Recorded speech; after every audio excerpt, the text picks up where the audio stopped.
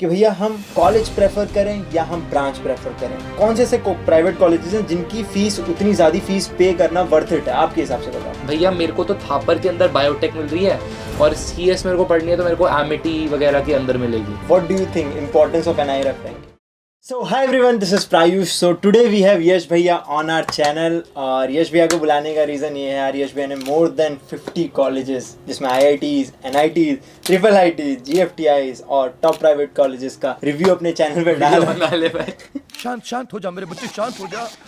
Review डाल रखा है। तो यश भैया काफ़ी हेल्प करते हैं स्टूडेंट की काउंसलिंग वगैरह में। तो आज वही आपके कैसे हम एक अच्छा कॉलेज अपने फ्यूचर के लिए चूज कर सकें, उन्हीं सारे क्वेश्चंस को मैं यश भैया से पूछूंगा और उनके विचार जानने की कोशिश करेंगे जो आपके लिए काफी बेनिफिशियल होने वाले हैं। तो यश भैया, जो सबसे पहला मेरा आपसे क्वेश्चन है वो ये है कि भैया हम कॉलेज प्रेफर करें या हम ब्रांच प्रेफर करें? तो ये मतलब बहुत सारे स्टूडेंट्स के दिमाग में यही क्वेश्चन रहता है, तो उस पर आपके क्या विचार हैं? मैं तो शुरू से बोलता आया हूँ यार, ठीक है, अगर वन वर्ड आंसर चाहिए तो हो जाएगा कि कॉलेज प्रेफर करो हमेशा। मैं पहले से बोलता आ रहा था, फिर अंकुर वारिकू सर आए, वो भी बोलने लग गए। पहले बच्चे मेरे को बोलते थे कि नहीं गलत बता रहे हो भैया, फिर अब वो भी बोलने लग गए। यार बेसिक रीजन ये होता है कि एक कॉलेज है ना, मतलब वो एक ऐसी जगह है जहाँ पे तुम अगले 4 साल रहने वाले हो। अपनी 4 साल की तुम्हारी जिंदगी, तुम अपने 4 साल का टाइम उस कॉलेज को देने वाले हो। तो अगर तुमने उस चीज को गलत चूज कर लिया तो काफी ज्यादा वो प्रॉब्लमैटिक हो सकता है। अब सिंपल सा एग्जांपल है, मैं तो इतना तक बोलता हूँ कि अगर तुम्हें IIT दिल्ली के अंदर टेक्सटाइल ब्रांच मिल रही है और DTU के अंदर शायद ECE मिल रही है, तो भी IIT दिल्ली चले जाओ, क्योंकि उसका रीजन ये है कि जो अपॉर्चुनिटीज IIT दिल्ली हमारे लिए खोलेगा ना प्रायुष, वो नहीं खोल सकता DTU, NSUT या कोई भी कॉलेज। और उसका रीजन यही है कि वहाँ का जो एक्सपोजर मिलेगा तुम्हें, वहाँ पे जितनी कंपनीज आ रही है, आगे तुम्हें स्टार्टअप वगैरह करना है, फंडिंग वगैरह के लिए जाओगे, तो वहाँ पे जो IIT का टैग है ना, इसकी बहुत ज्यादा इंपॉर्टेंस होती है। और ये जब तुम किसी कॉलेज के अंदर पहुंच जाओगे तभी तुम्हें समझ आएगा। तो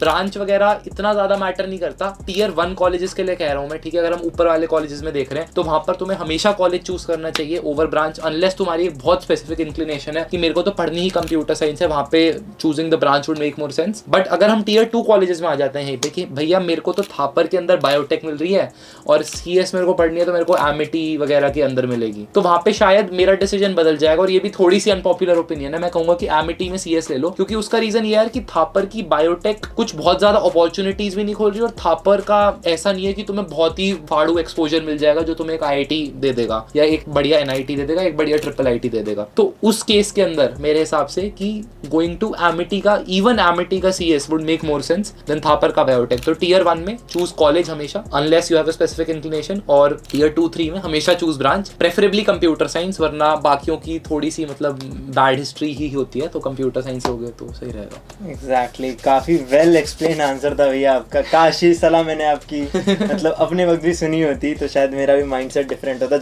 आप कहाँ थे ज्ञानी बाबा? जब मैं एस्पायरेंट था, खुद स्टूडेंट था, तैयारी करता था JEE की, तो मेरे दिमाग में भी ये रहता था कि भाई लेनी तो CS है, किसी भी कॉलेज में लूं। तो ये माइंडसेट रहता है स्टूडेंट्स का। ये चीज शायद कॉलेज में आके ही समझ आती है, ये भी मेरे को लगता है। वही चीज जब मैं कॉलेज में आया तो मुझे खुद रियलाइज हुआ, नहीं यार, जो ब्रांड होता है कॉलेज का वो ज्यादा मतलब इंपॉर्टेंट है। जैसे फॉर एग्जांपल मैंने भी मुझे स्टार्टिंग में ट्रिपल IT लखनऊ में CS मिली थी, तो वो मैं छोड़ के NSUT की ECE में आया। NSUT इज ऑफ कोर्स मोर रेप्यूटेटेड, ठीक है, ऑल्दो ट्रिपल IT लखनऊ के CS का पैकेज बहुत बढ़िया है, हर चीज बढ़िया है, but still I chose NSUT। ठीक है, स्टार्टिंग में तो रिग्रेट होता था कहीं गलत तो नहीं ले लिया, बट नाउ अब मुझे ऐसा कोई रिग्रेट नहीं है, ठीक है। एंड भैया का कॉलेज था ना, इसलिए आपको लेना था।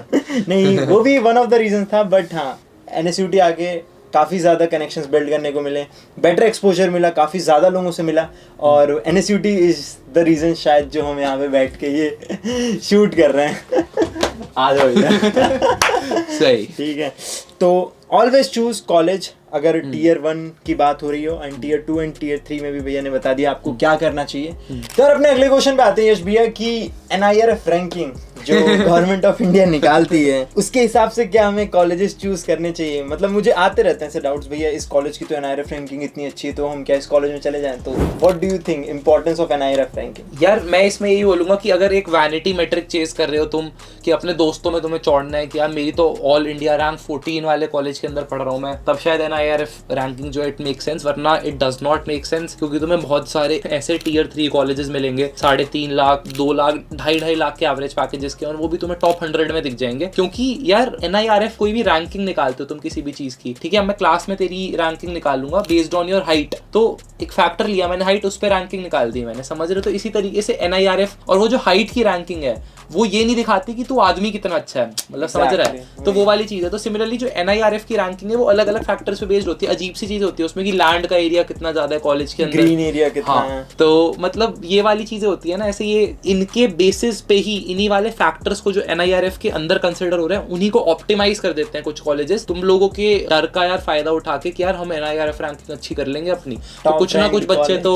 होंगे ही जो इसमें झांसे में फंस जाएंगे। तो जो NIRF रैंकिंग के फैक्टर है, ग्रीन एरिया बढ़ाने ग्रीन एरिया बढ़ा देंगे, एलिवेटर लगाने के एलिवेटर लगा देंगे, तो वो उन्हीं चीज़ों पे ऑप्टिमाइज करें। तो NIRF रैंकिंग पे देख के तो एडमिशन नहीं लेना चाहिए। एग्जैक्टली NIRF रैंकिंग काफ़ी मिसगाइडिंग होती है। बहुत सारे कॉलेजेस हैं, प्राइवेट कॉलेजेस हैं जो IIT से ऊपर है, मतलब IITs NIT से ऊपर है, तो काफ़ी मिसगाइडिंग है। प्लीज़ उन्हें मत फॉलो करना, ठीक है। ये डाउट भी आपका क्लियर करवा दिया हमने यश भैया से। अब आते हैं यार अपने अगले डाउट पे भैया। मतलब डाउट एक डायलेमा रहता है स्टूडेंट्स में, भैया ये एक NIT मेरे घर के पास है और एक NIT मेरे घर के थोड़ा दूर है, ऑल तो दोनों का लेवल सेम ही है, रेपुटेशन सेम है, तो पास वाला चूज करें या फिर दूर वाला चूज करें? आपके हिसाब से क्या क्या फैक्टर्स होने चाहिए जो इस वक्त देखने चाहिए हमें? यार मेरे हिसाब से इसमें आपके हिसाब वाला फैक्टर नहीं आएगा, मेरे हिसाब से तुम्हारे हिसाब वाला फैक्टर आ जाता है। तुम्हें घर में रह के बहुत खुशी मिल रही है, या तुम प्रायुष जैसे हो कि घर कॉलेज के पास होते हुए भी हॉस्टल चाहिए और आज़ादी चाहिए, बहुत तेज हो रहा है बहुत। तो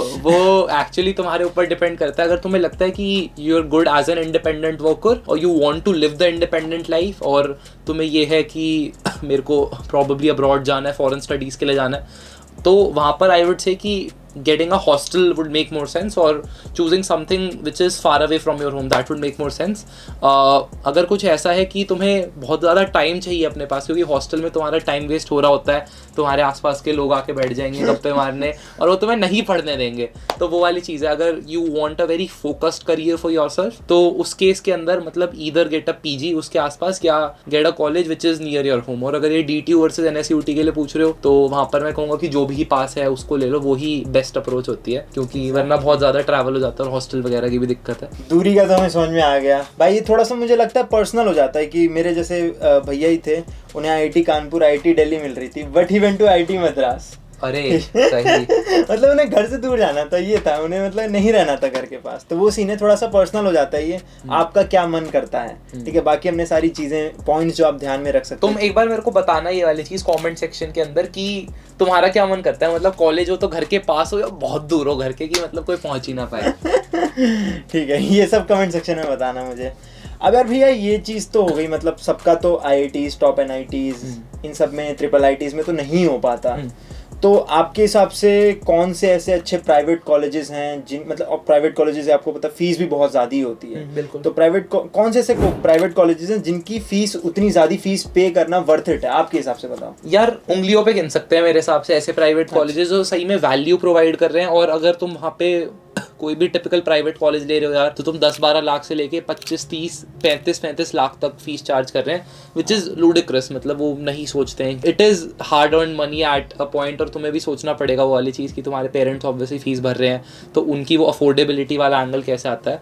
but at the back of a mind जो कुछ नाम आते हैं जहाँ पे शायद थोड़ा वर्थ इट हो सकता है, वो पहला कॉलेज प्रॉब्ली थापर हो जाएगा, 20-22 लाख फीस है, बट प्लेसमेंट्स बहुत अच्छी है, ब्रांड स्टिल काफ़ी अच्छा है, वो हो जाएगा। दूसरा वुड बी LNM IIT, वही 14-15 लाख की इसकी फीस है, बट कोडिंग कल्चर बहुत अच्छा है, highest number of GSOC selections consistently इस कॉलेज से आते रहते हैं, तो वो अगर तुम्हें कोडिंग वगैरह में इंटरेस्ट है, सॉफ्टवेयर जॉब्स में जाना है, तो LNM IIT could be one option. उसके अलावा मणिपाल जो ब्रांड है वो आज तक बहुत ज़्यादा स्ट्रॉन्ग है, बट मणिपाल की फीस सबसे ज़्यादा है, 25-27 लाख बैठ जाती है, तो अगर सही में बहुत ईजिली अफोर्ड कर सकते हो तो ही मणिपाल चूज करो, वरना it probably won't make sense. उसके अलावा अगर VIT तुम्हें कैटेगरी 1 में मिल रहा है या 2 में मिल रहा है, मतलब 14 लाख तक तुम्हारी फीस है, 15, 16, 17 लाख तक भी तुम्हारी फीस है, तो इट वुड मेक सेंस। अगर कैटेगरी 4-5 के अंदर मिल रहा है जहाँ तुम 30 लाख रुपए भर रहे हो VIT लॉ में पढ़ने के लिए, तो बहुत ज्यादा होते हैं 30 लाख, ठीक है। कुछ और कर लेना, गाड़ी वाड़ी ले लेना, कोर्स वोर्स खरीद लेना, कुछ भी कर लेना, बट कोई सेंस नहीं बनता इतने पैसे देने का। और जो फाइनल कॉलेज मेरे दिमाग में आता है वो आता है JP नोएडा है एक कॉलेज, इसकी भी 12-13-14 लाख के करीब फीस है, अमेजॉन भर के हायरिंग करता है इस कॉलेज से, 27 लाख 30 लाख 35-35 लाख के पैकेजेस मिलने लग रहे हैं बच्चों को, तो उसको भी तुम जरूर कंसिडर कर सकते हो। हाँ, DICT गांधीनगर का कोडिंग कल्चर भी काफ़ी अच्छा है,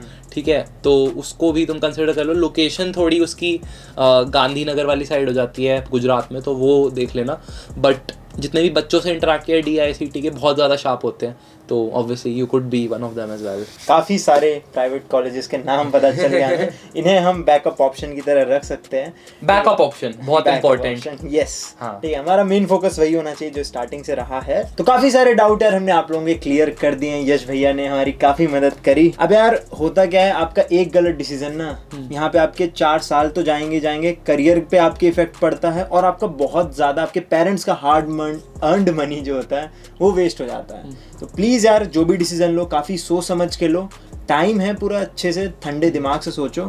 और हम लोग भी यार सोच रहे हैं कुछ आप लोगों की हेल्प वगैरह करने के लिए, कुछ बड़े स्केल पे कुछ लाने की, ताकि यार हर बच्चा सही कॉलेज पहुंचे, है ना, कोई कॉलेज में गलत कॉलेज में ना पहुंच जाए और पैसे भी बर्बाद हो और टाइम भी बर्बाद हो। रैंक लाना एक चीज होती है, ठीक है, और उस रैंक को to put it to the right use, to get an admission into the right college, to not get an admission in the wrong college, क्योंकि रॉन्ग चॉइसेस बहुत सारी होंगी, बहुत सारे यूट्यूबर्स होंगे, ठीक है, अभी वीडियोस आने लग जाएंगे, ठीक है, जिसमें कॉलेजेस पैसे दे के वीडियोस बनवाएंगे, वो सारी चीज़ें होने लग जाएंगी।